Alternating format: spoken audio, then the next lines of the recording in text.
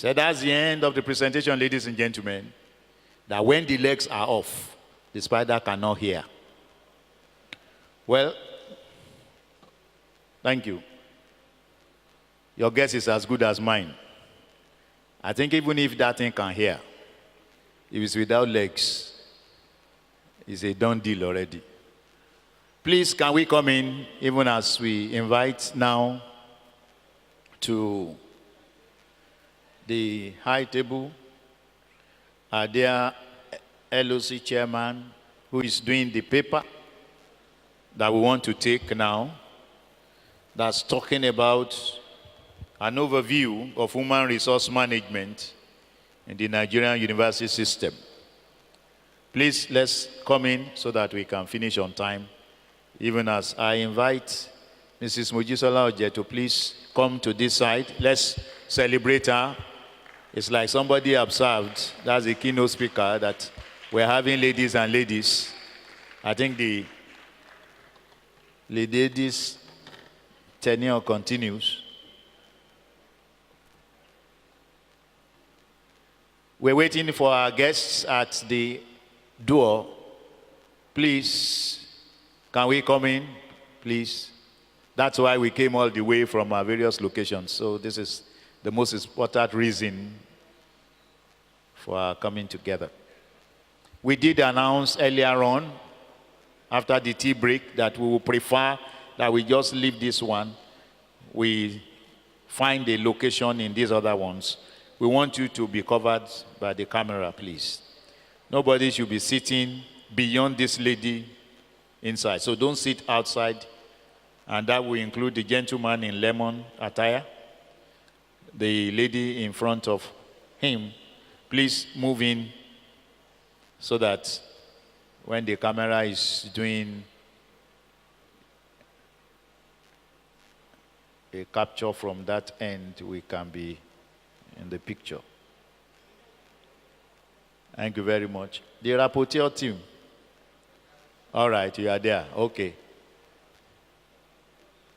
And so, with a wonderful clap, can we bring up our dear madam, Mrs. Mojisola Oje, the chairman of this organizing committee, and also the deputy registrar in charge of human resources in Redeemers University. Mrs. Oje, please. We can do better. We can do better. I understand we are here to have lunch, but let's thank you. Thank you.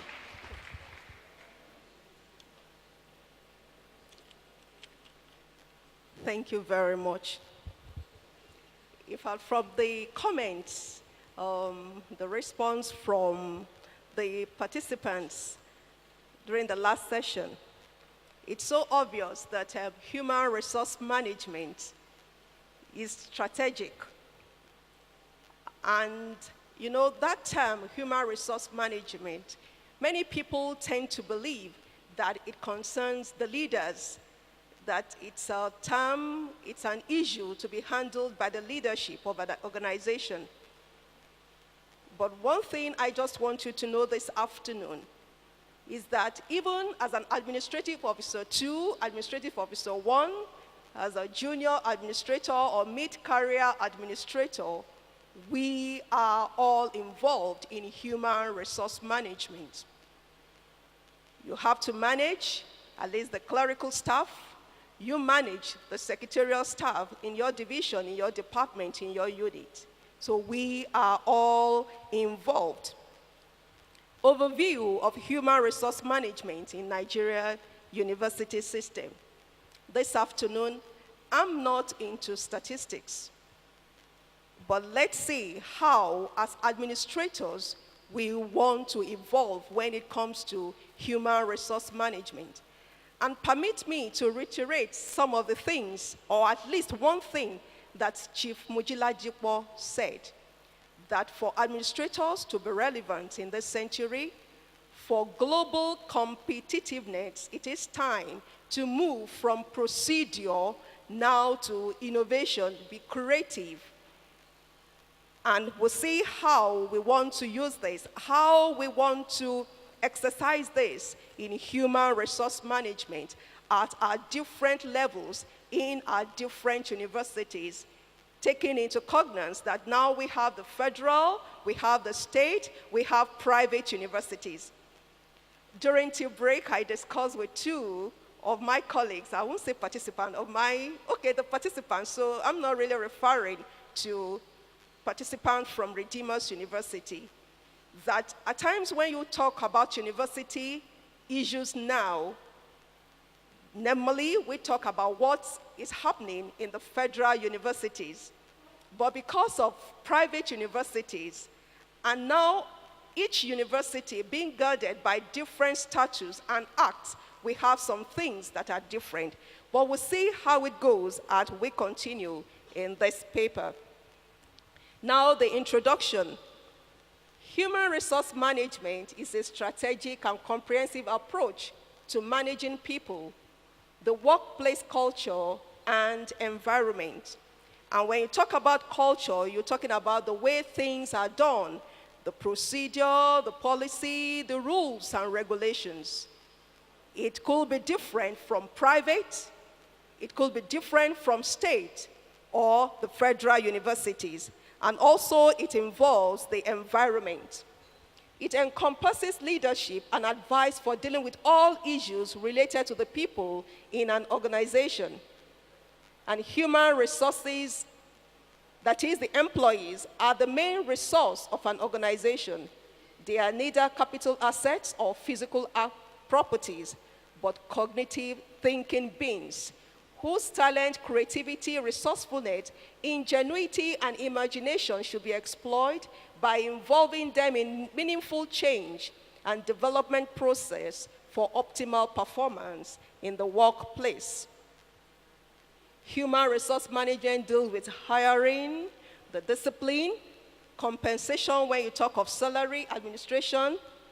It deals with performance management. Normally we say upper form, the appraisal exercise, performance management, organization development. It deals with the welfare, the benefits, motivation, communication, training, safety. Safety from what? From lawsuits and anything that could result into the workplace chaos. What is known today as human resource management was initially referred to as personnel administration. And in some universities now, you still have personnel. They call their own, the unit or the department that handles HR issues. They call personnel. Even some call it establishment. And I know that, like I said, we are involving, the universities are involving, even things are being done in a new way. We have the HR unit or HR department in universities. And so initially, it focuses on working with personnel records, regulations and procedures, answering questions relating to job evaluation and remuneration, or dealing with employment issues such as recruitment, induction, discipline, and grievance handling. These have, however, changed due to several factors that are combining to broaden the nature and the role of personnel officers in organizations, including the university system. So the main subject of personnel management continues to evolve. Employees are becoming better educated and well prepared for their jobs, and they are better informed and more aware of their rights and value systems. So the increasingly complex and diverse nature of human relations within the organization, which gives cognizance to the value of human resources, both in terms of cost and contributions, has been responsible for the emergence of the broader concept of human resource management. In view of this, employees are now regarded as the most valuable resource of an organization. Thus, they must be managed in such a way as to optimize their value. Proper human resource management enables employees to contribute effectively and productively to the overall direction of the organization and the accomplishment of its goals and objectives. Like I said, even as AO2, the most junior of the cadre of administrators, you will need to manage the employees that work with you, and this has to be done effectively and productively to bring the best out of them. The dynamism involved in managing organizations has currently led to the outsourcing of some human resource management functions, such as background checks, verification of credentials, work history of staff, benefit administration, training, and temporary staffing. You'll find organizations now, especially when graduates of universities, when they go for employment, or especially when they are about to be confirmed or even offered full appointment, they send in documents for verification. Even all these issues of transcript that were referred to during the last session, especially when the transcripts are sent to overseas universities, they are returned for verification. But within Nigeria, instead of an HR staff now going from one institution to other, in fact, some organizations or even universities will rather engage an agent or organization to do this. So this is outsourcing. Now, let us even consider the issue of some temporary staffing, like outsourcing of our security personnel, outsourcing of cleaners, and this is all just to manage organization very well because of the dynamics of issues. Now, staffing. Like I said, staffing. Staffing is the start to successful human resource management. And staffing comprises interrelated activities commonly known as recruitment. Some will call it selection, some will call it placement. But choosing the best people for an organization and matching them with their jobs is a pivotal aspect of management. We have to bear it at the back of our mind that there is no organization that can rise above the quality of its staff. Good staffing thereof is often the first step towards introducing performance or productivity improvement to an organization. If an organization or probably the university, if you believe that you want to recruit on man-no-man basis, definitely you will get a man-no-man graduate. But at least one thing we should know, that even in our staffing, in our employment, we need to recruit the best of the candidates, because no organization can produce good results if you have not recruited the best of the candidates.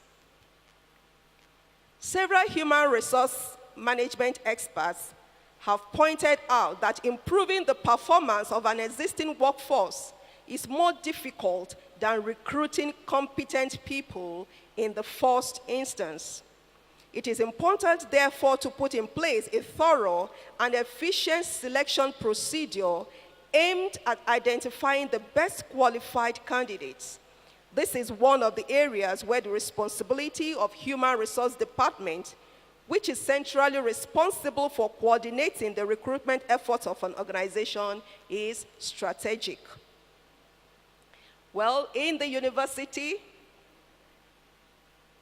in Nigerian universities, we have some universities will call it a division, some it's a directorate, but most of the time, academic planning, it is under the office of the Vice Chancellor.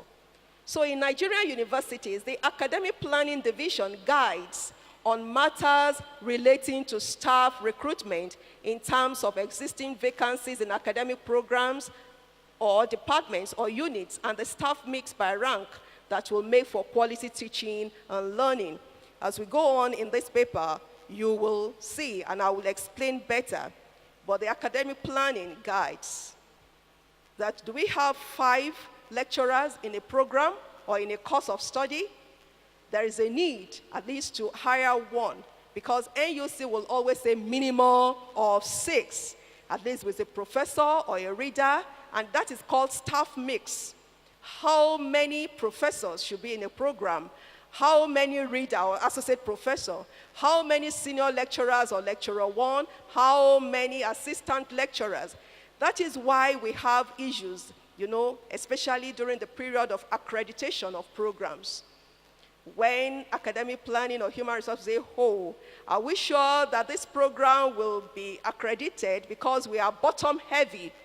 When you're talking of bottom heavy, that means you have many assistant lecturers or lecturer two. When you compare that ratio, like I said, we'll discuss that better in the course of this paper. We should know that even though academic planning advises human resource department on the staffing, but we have categories of staff or personnel in the university that is outside the purview of human resource department. And these positions or the appointments are those of the chancellor, the pro-chancellor, the vice-chancellor, deputy vice-chancellor, and other principal officers. The appointment of this category of staff is not coordinated by the human resource department. The staffing of this group is in accordance with the act. We call it act or the statutes or the laws establishing the respective university. And it involves the visitor. The visitor, you know, for federal university, we're talking of the president. Visitor for state university, we're talking of the governor. Then the visitor for private university, talking of the proprietor. So the appointment of the pro-chancellor, the vice-chancellor, involves the visitor. Then in private university now, we have like a link between the visitor and the council. Here in Redeemers University, we call that particular group the Board of Trustees. Some call it Board of Regents. I know of Covenant University's Board of Regents. In Redeemers University, Board of Trustees. But in federal universities, it is just recommendation from the council to the visitor. And here comes the vice-chancellor. A typical process for the appointments of principal officers as documented in the acts establishing the federal universities in Nigeria is enumerated below. At least for a time, I'll just skip. Like the visitor, in the Nigerian university system, the visitor to any federal university is the president. I've already said that. So when it comes to the appointment of the vice-chancellor, definitely there is a vacancy that is established. An advertisement is made in a reputable journal or widely read newspaper in Nigeria. In fact, what I'm trying to go through is now I'm reading according to act. I'm reading according to the law or the statutes establishing federal universities.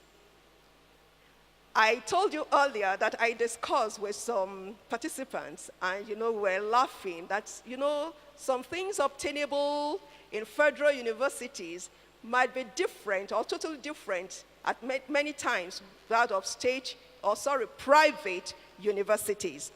But now, according to statutes, when there is a vacancy in the office of the vice-chancellor, there should be an advertisement in a reputable journal or widely read daily newspaper specifying the qualities of the persons and also the terms and conditions of service applicable to the position. And also a search team is constituted to identify and nominate for consideration suitable peoples that ordinarily might not apply for the position. Also, a joint council of Senate, a selection board to do the shortlisting and the interview. Then thereafter, about 3 candidates from among the candidates recommended will be forwarded to the visitor for the visitor to appoint as recommended to him.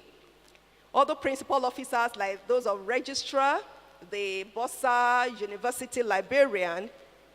Also, we have the appointment according to statutes, and the principal officers shall be appointed by the council on the recommendation of the selection board, and the selection board comprises of the pro-chancellor, who acts as the chairman, the vice-chancellor, 4 members of council that are not members of Senate, and 2 members of Senate.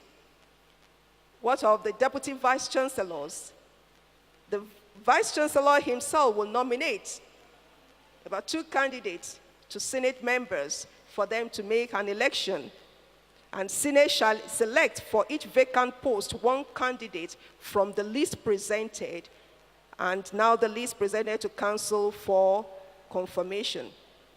Now, we have appointment of other categories of staff. That means staff that are not principal officers. And there is no standard procedure for selection. When it comes to recruitment, like I said, selection, some call it placement, there is no standard procedure. And selection is defined as the process of identifying the persons are judged to be the most qualified to meet the job or requirements of the organization. The following approach is common and will prove adequate in many circumstances. In the university, before you declare a position vacant, definitely you must seek for approval.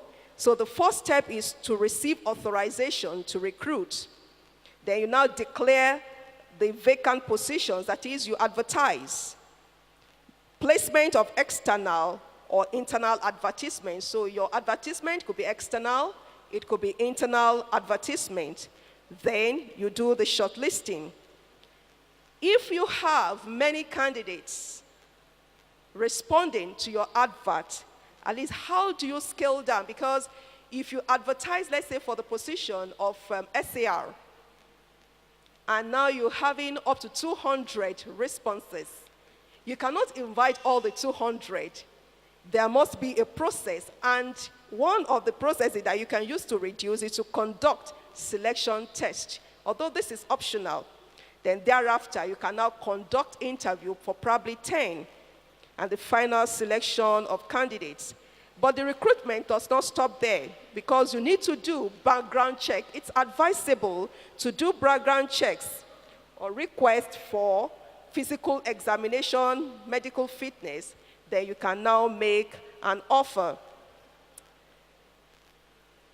There is an executive book summary, and the title of that part, The Whole Manager, written by Slevin, states that successful staffing occurs through a 10-step process. The first step is you have to write the job description. What exactly do you want that person to do? And the job description should be concise and clear and be specific. You outline the job holder duties and responsibilities. That will be the first step. Then analyze the job. There will be job specification. The job description enables the identification of the specific qualities that you want the applicant to have to succeed on that job. And the qualities might include how to withstand pressure, mathematical precision, and so on. Then you can now begin to select about 10 behavioral dimensions that are most relevant to the job. If you are advertising, let's say for the position of SAR, Senior Assistant Registrar, what are the qualities? What do you want? At least by the time you identify 10, I know for any administrator, in fact, one of the qualities is, the communication skill, the good communication skill. Definitely during interview, you will know if that candidate has good communication skills in writing or in speaking, verbal. Then you design an interview outline. You need to, when you interview, you need to score. And you build your score on some dimensions. Then shortlist the number of candidates and review their resume and applications. You need to score. You score the interview data based on each behavioral dimension. Then you can use multiple interviewer consensus. What do I mean by that? For at least it's an ideal when you recruit and you have interviews to have what is called the interview panel. So it is not just the opinion of one person that is bounding on the organization. And when you have interview panels, each of the panel members scores and you take a consensus, you take an average, then you can now select a candidate. Let's look at this, contingent employment. We've looked through the employment of principal officers, the employment of other members of staff. Now there's something called contingent employment.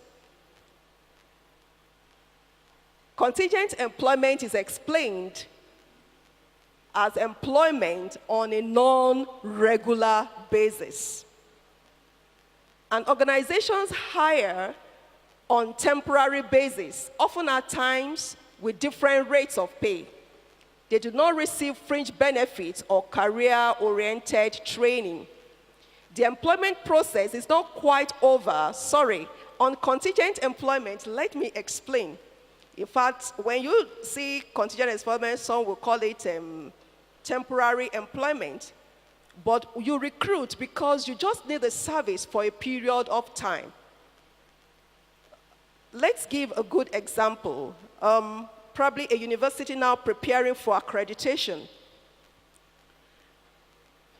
For you to give good hospitality and, for the universities to warm up to the heart of those who are coming from the accreditation process, you might decide to cater for the visitation team. So if you decide to recruit caterers at that particular point, it is on non-regular. It's not regular, but you are just employing those caterers for a specific reason. So for the period when they are in the university, when they are being recruited, it is not that you are now given any training or getting any benefit. You just pay and they leave. Like I said, organizations hire them on temporary basis, and they do not receive fringe benefits or career-oriented training.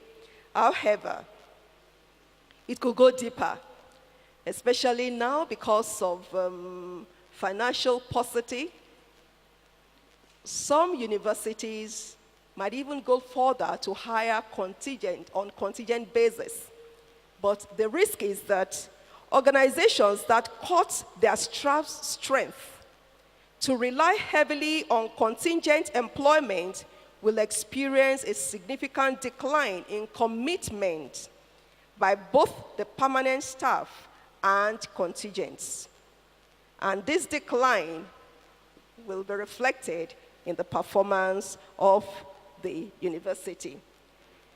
But one thing we know that irrespective of this employment, probably of principal officers or other staff, employment process is not quite over until a new employee is introduced to his organization, job, and department. The new employee, even an experienced or professional hire, wants to know the policies and practices of his new workplace. And this process is called orientation or induction. Orientation of staff. You want to make the new employee to be familiar with the policies, with the practices, with the environment of his new place. And a well-planned orientation program allows for the introduction of new employees to the work environment. Now, employment policies. Like I said, when you employ, you conduct orientation, you conduct induction for them to know the policies, the practices of the university. First, a simple question I want to ask participants, but just answer deep down. Does your university have an employment policy? Simple as this question sounds, many universities should truthfully answer this question. A policy can be explained as a standing decision that is made for repetitive questions and problems of significance to the organization as a whole. Policies are general statements that outline the acceptable manner of handling routine management responsibilities.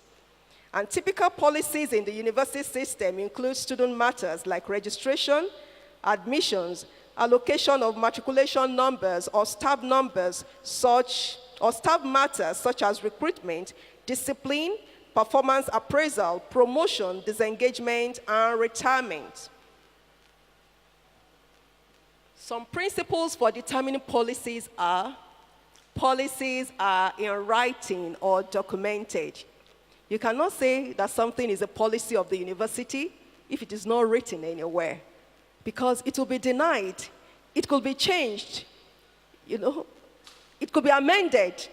But when it is written, black and white, and documented, it becomes a policy. and policies are stated in broad terms. Policies are inviolate. You cannot say you are amending when it is already documented. It becomes a policy because it guides on decision making. Policies are long range and long term. Policy formulation requires a level of thinking and contemplation. Policies are approved by the highest authority in the organization, and policies should be communicated to all members of the organization. Universities should develop employment policy that is adequate to avoid conflict with the existing laws, statutes, and acts. And avoidance strategies to employment policy formulation emphasizes the terms and conditions of employment like salaries, benefits, mode and period of disengagement from services, categories of leave and conditions attached to each, working hours, and so on. A university system could be regarded, or any organization, could be regarded as unfair when the necessary employment policy is not put in place. According to Covey in his book, Principle-Centered Leadership, he explains that when a system is unfair, it shows when people are appointed or promoted. For example, if you have a new employee, let's say a new administrative officer, coming in and is highly placed or offered higher remuneration due to lack of salary administration.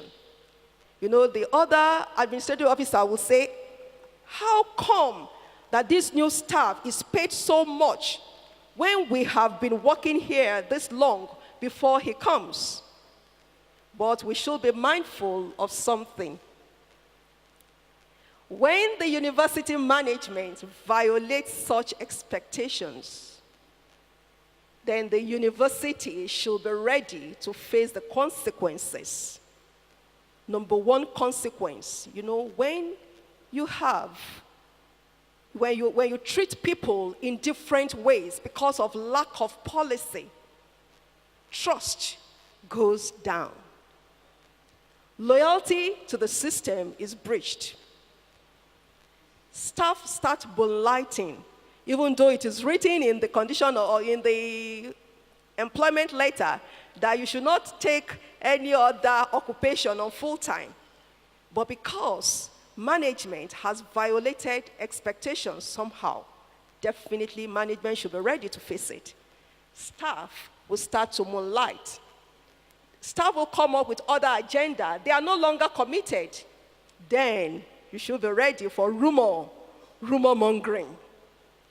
And staff become almost paranoid and begin to see things in the worst possible light. Then a culture of suspicion is reinforced. There is nothing management does again. You are suspected that, they are doing it because management started it. Why? Because of lack of policy and treating members of staff differently. Then culture of suspicion undermines staff confidence in the university management. A wise university system makes its policies as well as vision, mission, the laws, the rules, the regulations and procedures, where necessary, very explicit, spelling out the don'ts and do's. A set of step-by-step directives on how activities or tasks should be carried out is also laid down, and that is the procedure. For example, rules about lateness, absenteeism, late registration, harassment of staff or students, and so on, assist in making appropriate decisions on discipline and with a high degree of fairness. When a staff agrees with regulations, like memorandum of appointment, conditions of service, bond agreement, or terms of appointment, and signs such document, is saying, I understand and feel good about the expectations. You know, like in Redeemer's University, when we have new staff, we give the staff, immediately you assume duty, we give you a memorandum of appointment. When you look through and you endorse it, you are bound with all that is listed. That means you are saying, yes, I agree. If you are given the conditions of service and you sign, receiving it, you are saying, yes, I agree. So that means when the staff signs, you are saying, I understand and I feel good about the expectations. Now, let's talk about expectations in human resource management. And I say expectation, trust. Trust is key. Trust is key. And for administrators, I want us to look at this very carefully and see how trust is key. And like I said, I won't want you to answer, but ask yourself, am I trustworthy? Am I trustworthy? Just ask yourself quietly, am I trustworthy? You know, trustworthiness is a value. It is a value. And it empowers. Because now, if you are trustworthy, you are walking inside out. There is no manipulative tendencies. You are straight. And you know, when you're straight, you have fear. And that is one of the characters of a good administrator. You are fair, you are firm, you are frank, and because you are trustworthy, you are empowered to do your work. I said, an expectation is a human hope, the embodiment of a person's desire, what he wants out of a situation. Each employee joins the services of a university with certain expectations, probably from previous experiences, from earlier roles, and so on. Violation of expectations in a system leads to low retention of staff. When you see staff turnover increasing, then you begin to look at the management style. That means expectations are being violated. Violations of expectation in a system leads to low retention of staff. Human resource management cannot be effective using manipulative management techniques where efficiency is confused with effectiveness,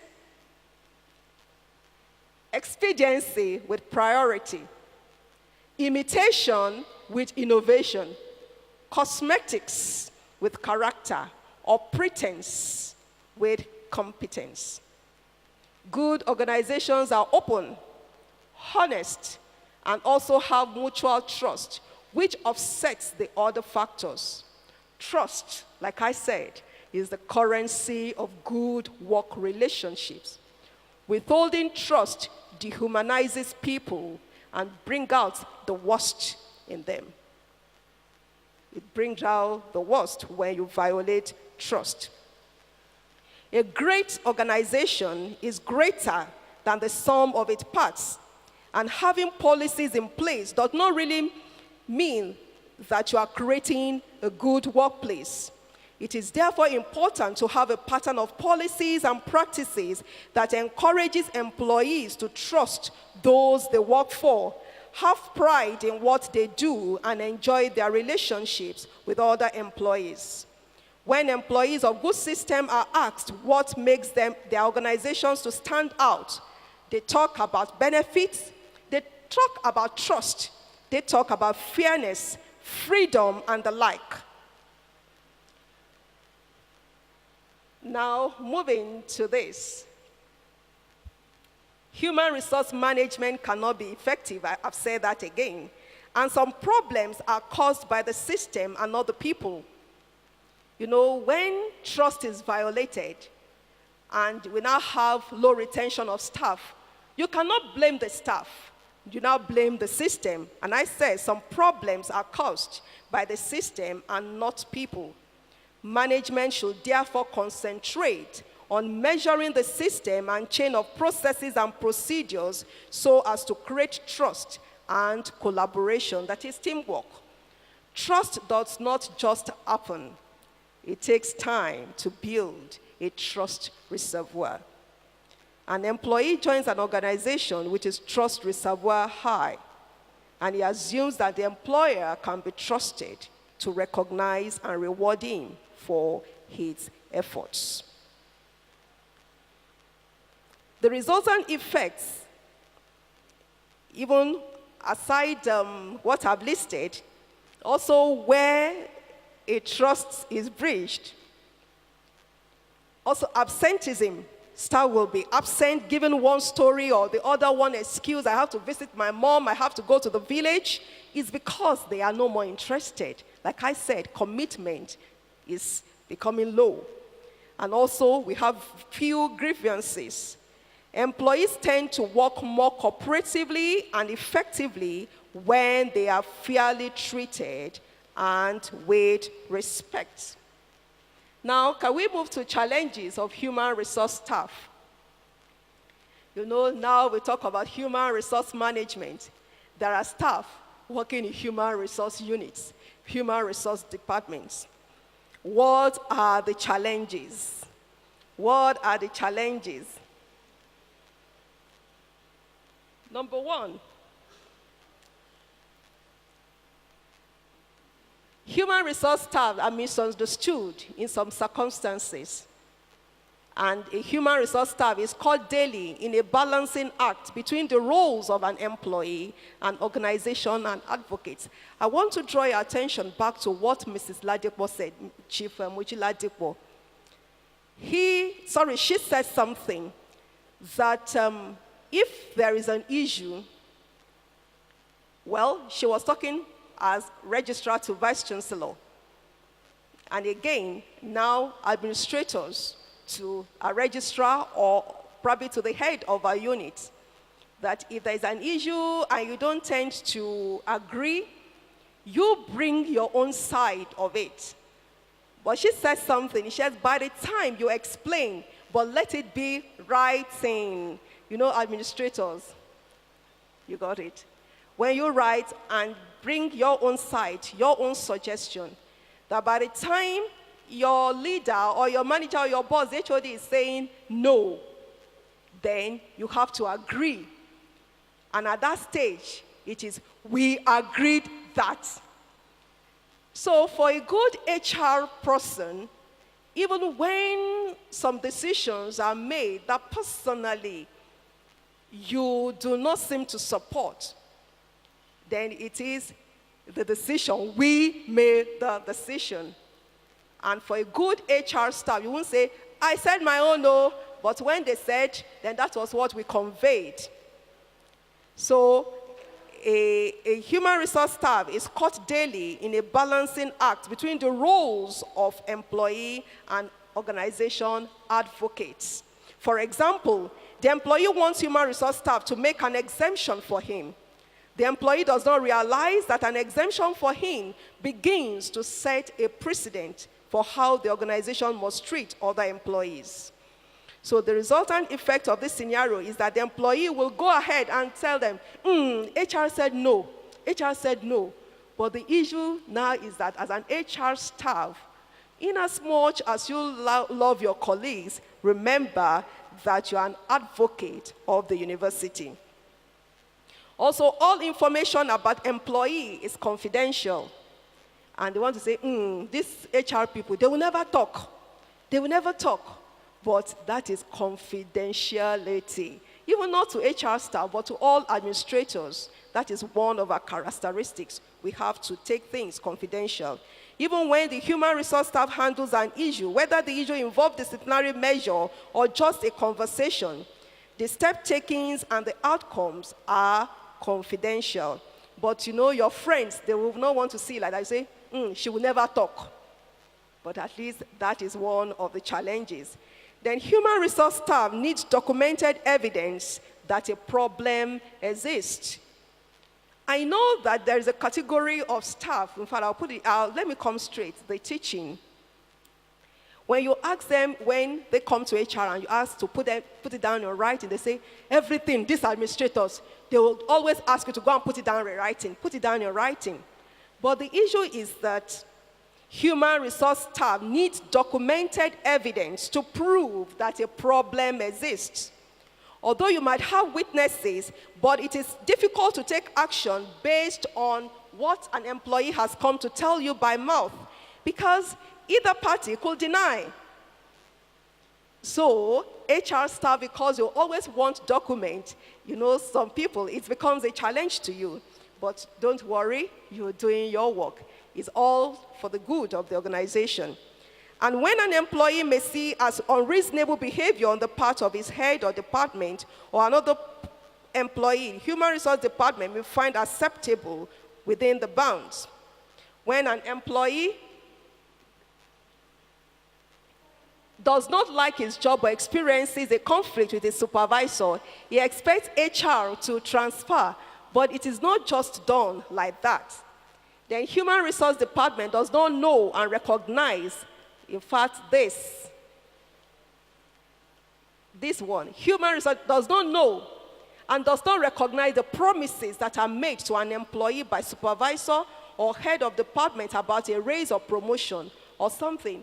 Some people say, but the VC promised me. The VC said it.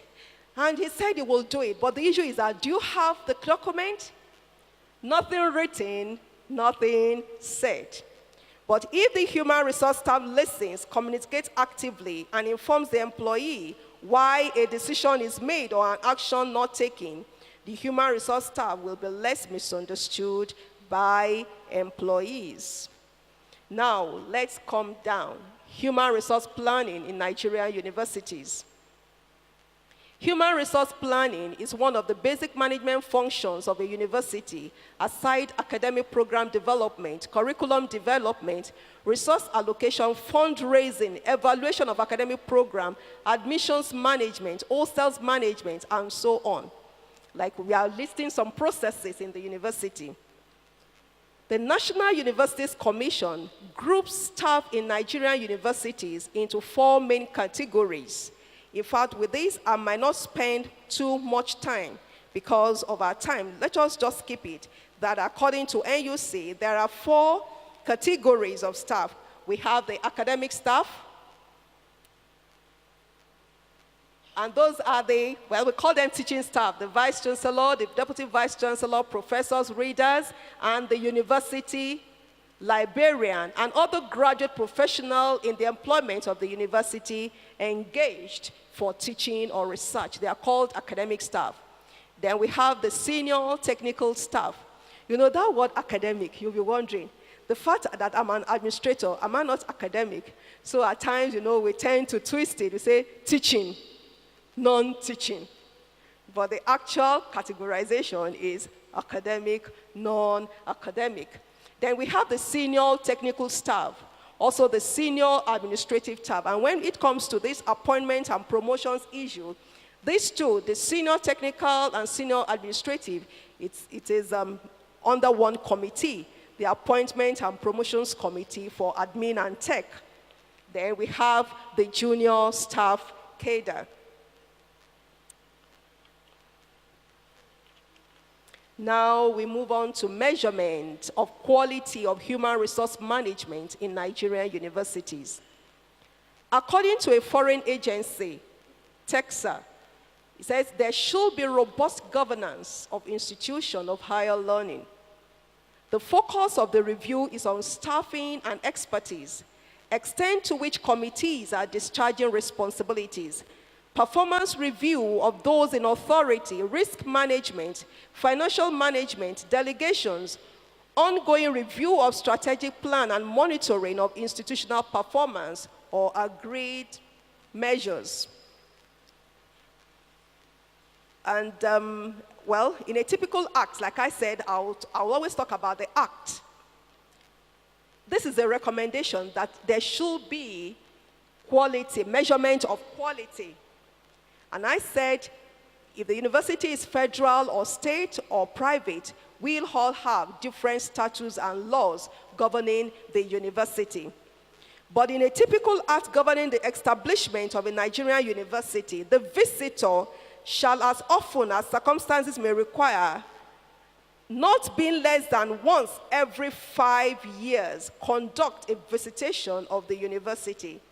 The registrar or someone said it earlier today that right now we have the visitation panel in Redeemer's University.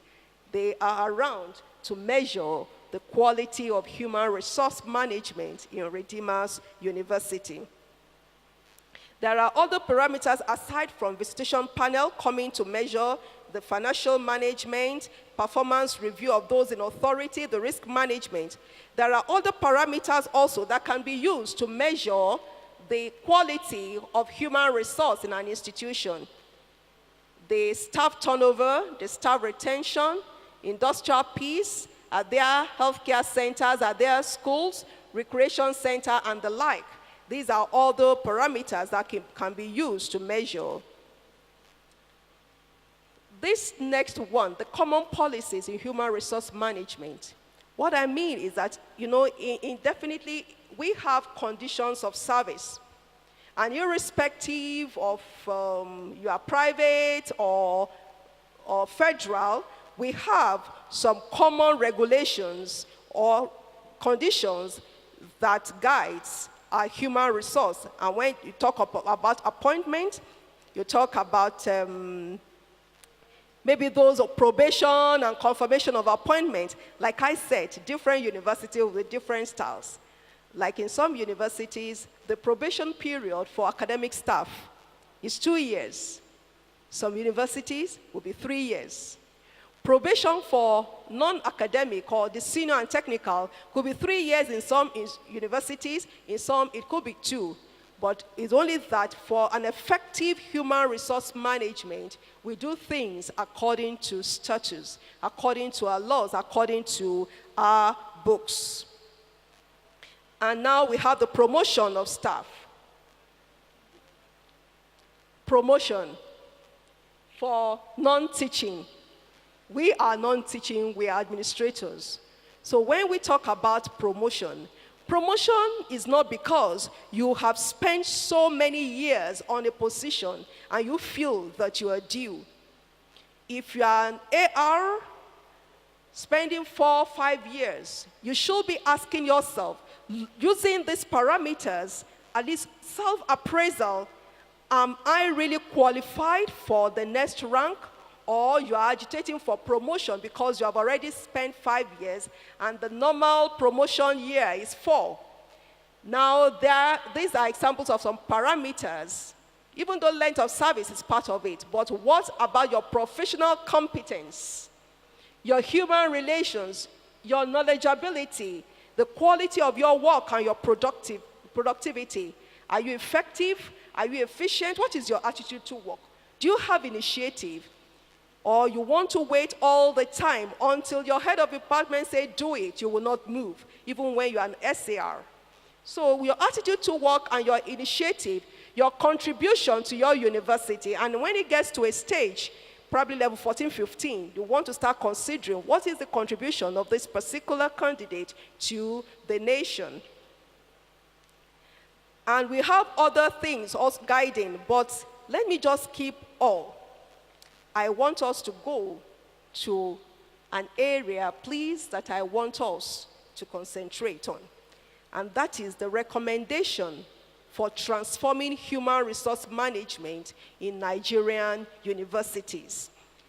Will I say my own recommendations?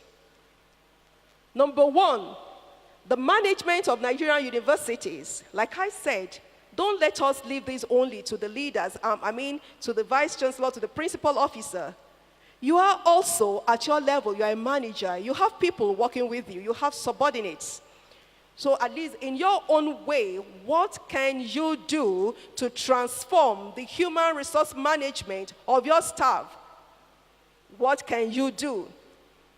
Some you might not be able to do, some you can. And number 1, I say imbibe the culture of open administration. The universities should provide ample support to enable staff to deliver high-quality services. And when you deliver this quality, it will reflect on the students. It will reflect on the graduate. I read in a social media when maybe some people boarded a plane, and it was announced that you do know that this plane was put together, was constructed by the graduates of the university, you know. So most of them, like almost all of them, except maybe one or two, disembarked. If our graduates should put, you know, they were scared.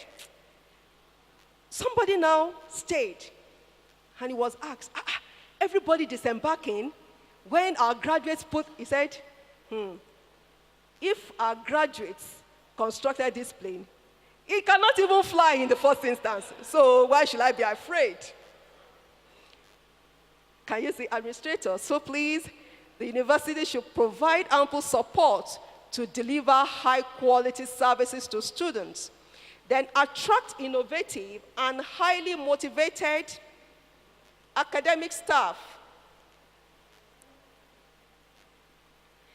with discriminating competence for quality teaching and research, then unleash the potentials of members of staff through mutual respect, trust, and adequate training and development so that they could emerge with diversities in teaching, research, good governance, and community service. They recruit staff on basis of meritocracy. Again, the quality of the staff, the quality of the human resources in an organization, in the university, will determine the quality of that university. So we need to recruit staff on the basis of meritocracy and without compromise on ethical standards. Management should give just consideration and equal opportunity in the employment and promotion of staff based on qualification, competence, effectiveness, merit. Also, human resource strategies and programs that will reinforce the culture of the university should be put in place, should be developed to ensure productivity. Also put in place a dynamic human resource plan that is constantly changing as the university evolves. That is staff orientation, well-defined reporting relationships, staff performance, training plan, good welfare package, and so on. Also, we facilitate the building of excellent team spirit among staff so as to produce graduates that are committed to the respective ideals of the university and with admirable leadership traits. In conclusion, if you are asked, what is your vision for the human resource management or department of your university? You are being asked, what is your vision? You can only talk about transformation because your vision has to be in line with the vision of your university. You cannot have a different vision. So anything you do, anything you propose, your proposal should be in line, in accordance with the stated vision of your university. But you can talk about transformation or your desire to create or contribute to a dare to different human resource management. And so administrators in Nigerian university should dare to be preferred. And my P represents you have to be principled. You have to be result-oriented. You have to be efficient, but not efficient only, and also effective, because it is not how far, but how well. Efficiency is only how far, but is it well? So you need to be effective and also efficient. You have to be forthright, still talking about trust. You need to be forthright and faithful. Also, you have to be imagined, responsive. You have to be reliable, excellent, diligent. Administrators are to advance and promote professional recognition by encouraging and fostering sound ethical standard. If I underscore those two words, sound ethical standards. The success of Nigerian universities is a shared responsibility of their respective human resources. If all of us as administrators competing, for global relevance, if all of us accept responsibility for our performance in the workplace and work towards the common goal of making our universities the best they could be, we will all reap the benefits. And I want to say thank you for listening.